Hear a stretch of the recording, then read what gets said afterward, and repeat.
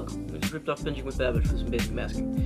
Okay, so today we're gonna make some breakfast sandwiches, because it's literally the only thing I know how to cook. Let's do some jump cuts.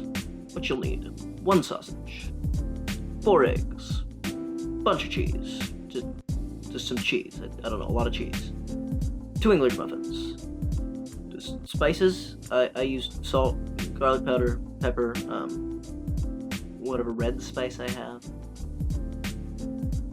Anyway, that cut felt pretty seamless because we cut on action and to the beat of music. Also, the voiceover helped. These motion graphics, by the way, are a solid way to make a video created with no budget look like it at least has a small one.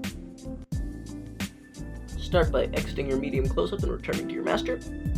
Do a nice wipe to get rid of everything other than the sausage. Then come in for a nice close-up just to show how bad I am at cutting things.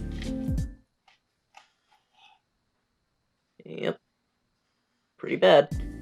I like to get multiple different angles, so here's a bird's eye view.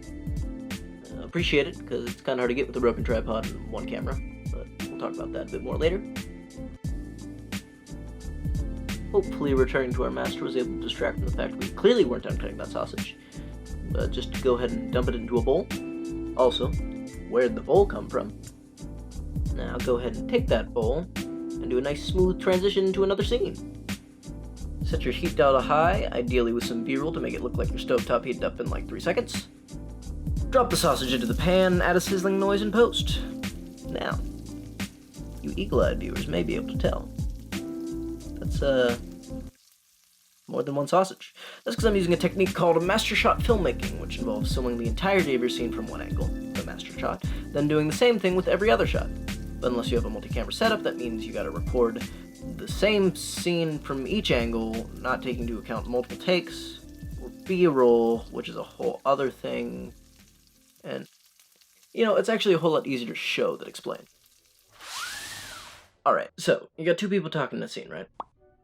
With this style of filmmaking, you start off recording both of them performing the scene in a wider shot. Sometimes this works as an establishing shot too, or sometimes it just gives the audience an idea of the space of the room.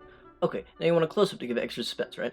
Then you gotta record the entire scene again, this time with a medium close-up of this guy here. He performs, someone off-screen reads his lines to him, so the actor can react to an actor, or an intern, but they're basically second-class citizens, so we don't really count them. You want to record the actor doing every one of their lines from that angle, rather than doing the lines in chronological order, because otherwise you need to reset up the camera and lights for every shot. You finish that setup, then you do the same thing with every other actor. That means you're working with a minimum of 3 sausages, I mean recordings. Take into account that the actor might screw something up, and you've got multiple takes. That grows exponentially, so if every angle requires, somehow, only 2 takes, then you've got 6 sausages, recordings on your hands. But oh no, this dude here, he shoots this guy. Well, we want to see the gun, so you gotta get a shot of said gun. Well, the actor's gotta perform the scene again, right? Wrong, you fool. Why would you record the entire scene again when the gun is only in it for like half a second? That shot would be considered an insert, and in this case, B-roll. It's less important, and there's a decent chance that the actor isn't even the dude holding the gun, because then you have to pay them more. So you take all these shots into account. Unless you have a multi-camera setup to be recording the scene at the same time from multiple different angles like sitcoms typically do, you're left getting each one of these 4 shots individually, or in my case 19 shots individually, with like 8 setups, 28 cuts, more takes than you care to admit, and 15 bird sausages that no one wants! It seems counterintuitive, but master shot filmmaking, like, it allows for way more creative freedom for both the editors and the director in post. What were we talking about? Oh, right, eggs. Alright, let's crack these eggs. Walk back into your master shot just as awkwardly as you have each time, and start cracking. Now, the recipe only calls for 4 eggs per 2 sandwiches, but once again, there's a bunch of different angles and takes, so here's 12. It'll look like 4, though.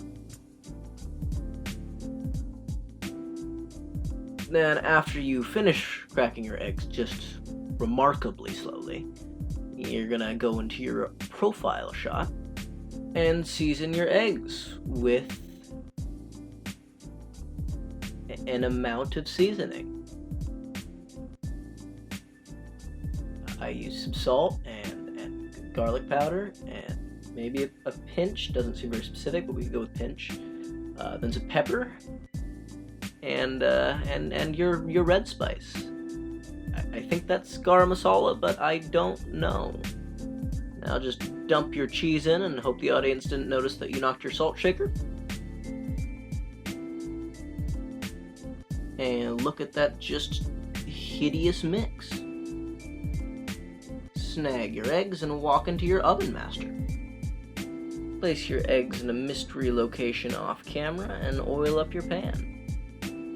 Now, contrary to this cut, I advise letting your pan cool before you do this, because otherwise you'll, well, you know, set it on fire.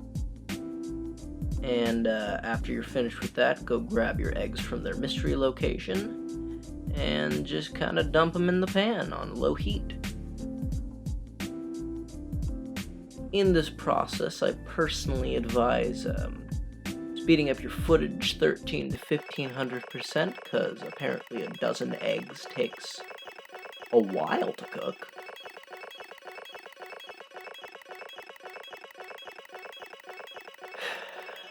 Even when sped up, this apparently takes a while. Oh, there we go. Alright, just mix in your definitely burnt sausages, and... No, that's taking a while too. Just, I don't know, cut to some B-roll of toasting English muffins or something. This can even be stock footage if you're feeling real lazy. Some B-roll is. Okay, be thankful that your cooking setups keep rearranging themselves. And dump your egg sausage mix onto your muffins. Now, after you've finished this step, the final and most important one is to just really drench them in hot sauce. I mean, remove any amount of flavor that was there, and I assure you, there was very little to begin with. Yep, there you go. That's how you want it. Now, get ready for the flip. Pose for your video thumbnail, and still eat the sandwiches off camera because you're human garbage.